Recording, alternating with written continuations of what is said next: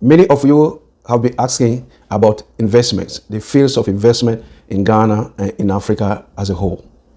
In this video, I'm going to reveal to you diverse forms of investment that exist in Africa right now. Concrete, proven investment that I am myself investing in. It is time for the diaspora to start networking. I'm going to show you where to invest in, how to invest, and also various fields of investment. That's what you get right here.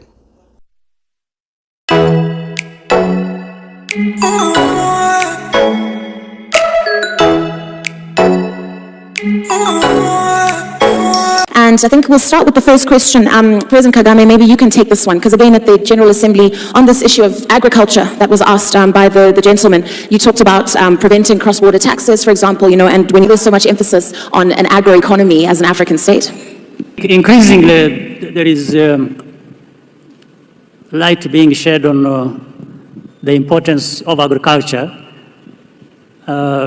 which in the past had been ignored, but for reasons you can't easily understand, because whatever we are doing here, whatever we are saying, agriculture is a source of what enables us to walk, to work, to do everything we do, because it's a source of food. We need that. So if anyone was imagining agriculture is not important, that was a big mistake.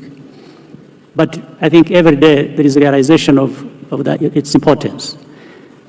But we have also been helped by the fact that agriculture has had visibility in terms of that not being a source of our livelihoods in terms of food, but also as a big sector of business. It's not just food that we eat, or we grow agriculture, grow crops, and we have different sources of what to eat, whether it is livestock, it is fisheries, and so on and so forth. Now, then we have the land where we have to do agriculture.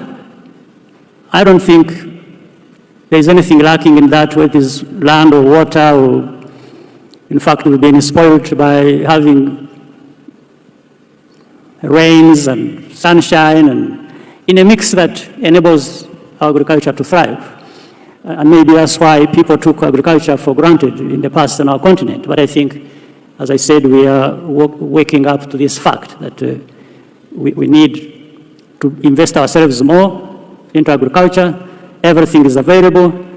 It's a source of food. We need the food systems have to develop, have to grow. That's the future. That's the world over.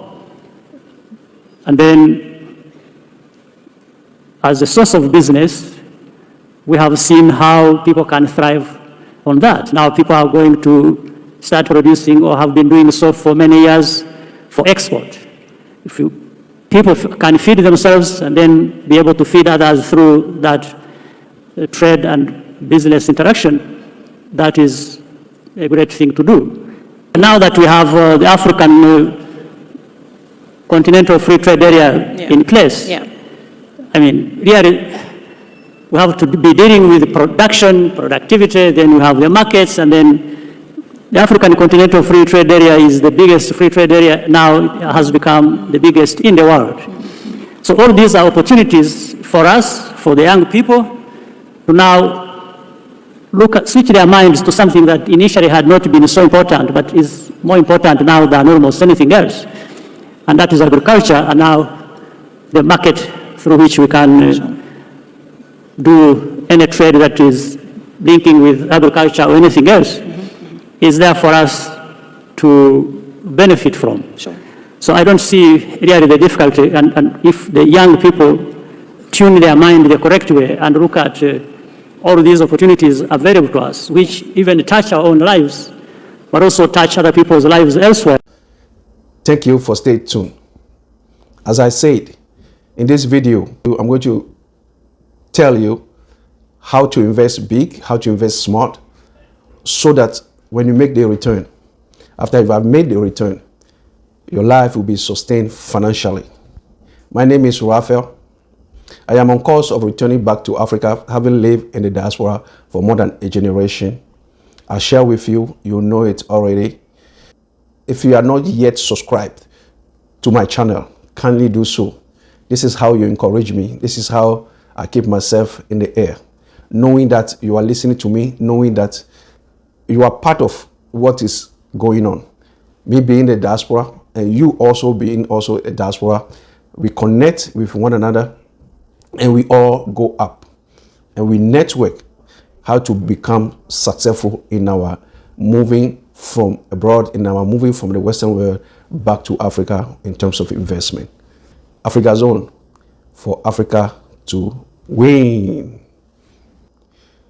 You have heard the man himself, the man that I have come to like, President Kagame, the President of the Republic of the Nation of Rwanda.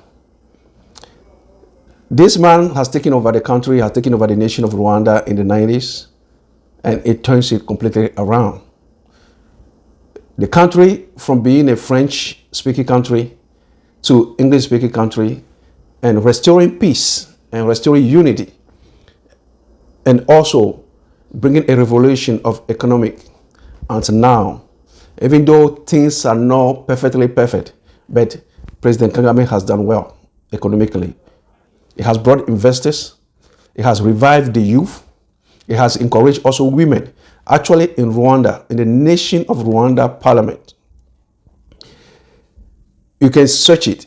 There's more women involved in government than even men, just because of corruption. Shout out to the women of Rwanda. We love you all the way from West Africa because we are one. Having listened, I know that having listened to the president in terms of agriculture, you are asking the question, where should I invest in? How should I invest in Ghana or in Africa? What are the fields? What are the areas of investment that I can make a very good return? My previous video, if you have not watched it, you can go back and watch it anytime. That's it. That was the title. And then also how the young people from the diaspora are going into agribusiness. Agribusiness is a one field that have been hidden from us, that have not been taught us in westernized, academic, that has been imported to we Africans when we started school, in the elementary school to secondary school, what we call it, secondary school. Here in America, they call it grammar school. So this field is big. That's the reason why I'm coming with this video. Having heard the revolutionary president of Rwanda in the country economic has taken the country from a complete place of distraction to a place of prominence economically in Africa. The number one point that he talked about is that you and I, being part of the diaspora, being children of the motherland, being part of the global building of Africa, number one, you must understand that agriculture is not only a way of life. Agriculture, it is what we feed on, it's what feeds us. Agriculture feeds us first, and we feed on agriculture in everyday life. Everyday life. You need agriculture. We need agriculture in every stratosphere of life. Agriculture is very important. And number two, he said and he mentioned, and you know that it's stamped on it, that agriculture is not only a source or the beginning of the livelihood, but also it is a big sector of business. It is a huge sector of business, of trade. It's a big sector of business that we must understand. That's why they call it agribusiness. It's composed of two words, agriculture and business. So we must understand that it's a business beyond agriculture being a livelihood alone. Beyond we feeding on agriculture alone, it's a business. Meaning that it must be industrialized. Of produce of agriculture must be transformed. The transformation is what makes it business. Of an instance where if you are in farming, if you are in agriculture, so coconut is not only the water that we drink from it. The coconut, it has a nectar. The coconut can be transformed to oil.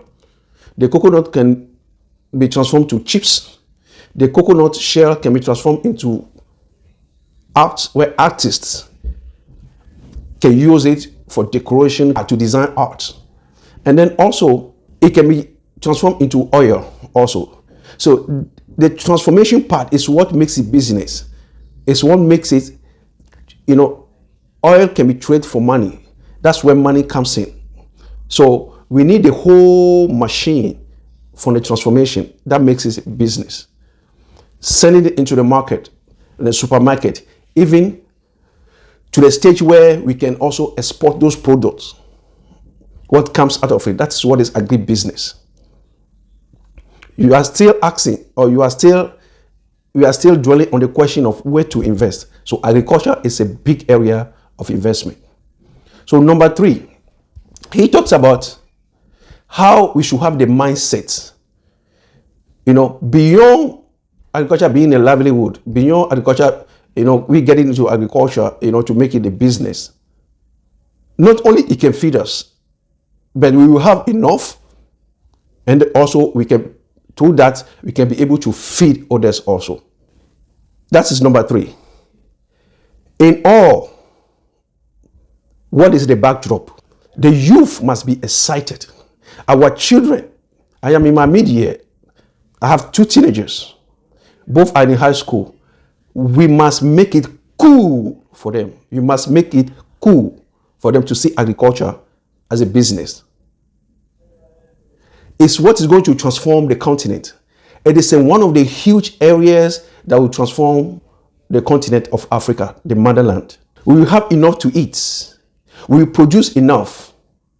And we have enough, we can be able to export them. This is the mindset. It's what makes South Korea today to be where they are. It's what makes China to be where they are today. They have enough and they export them into Africa. When we see Bill Gates investing in massive lands in America, owning massive lands in America and beyond America, it's the reason why.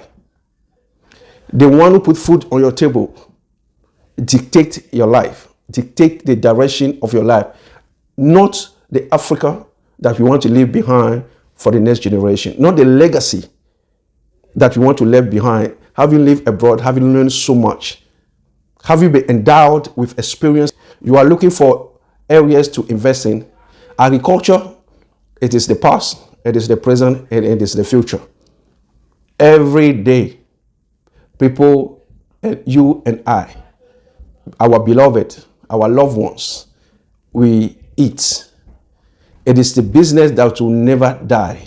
The soil never lies. That we have everything in Africa. We have everything in Africa. In the motherland, in the continent of Africa. We have the land. We have the sun shining 24/7. We have the rain. In the past, we have taken those things for granted, but now no more. And anytime I'm talking about how Africa accounting for more than 1.3 billion as a population and 75% under 25 years old, we have the labor, we have the workmanship, we have the people that are available, strong enough, ready to work along if we network, if we cooperate. If we invest in, we give job, we will give job, we provide jobs, employment to the youth also. They will be part of what is going on. They will be part of cultivating the land. They will be part of farming. We have to encourage them and network with them. Because We, having been a diaspora, we have put together some money for investment, some financial means for investment. So we have the youth capable, we have the strength, we have the labor. We have the labor on our side. So, where to invest?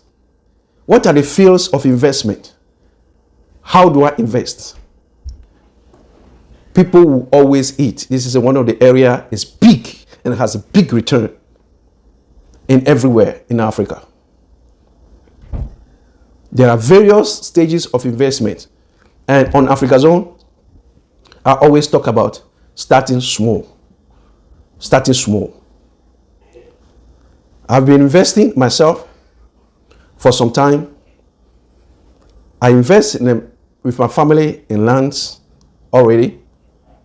I have been investing also in transportation. That one is a cash flow that comes to me on a daily basis. I have also invested in tech. There's a company coming up that has started in Rwanda. I am a shareholder in that company, so I know what I'm talking about. The name of the company, the name of the startup is AfrigaZone. When you Google it, you will see it. And I'll project it so that you can see it. We are coming big in the next few years. We are coming out big in the next few years. So I know what I'm talking about. And there are other fields, cash flow, that I'll be showing you, that I'll be bringing forth to you, so that you too, you begin to invest like me. So that all of us, you and I, we will continue to go up, not down. Thank you for watching this video today. Like, subscribe, and share. Let me hear your opinion, your views. Thank you for watching again. See me in the next video. I hope you enjoyed this video. Share it massively on AfrigaZone for Africa to win. Again, my name is Raphael. I'll see you in the next video. Ciao.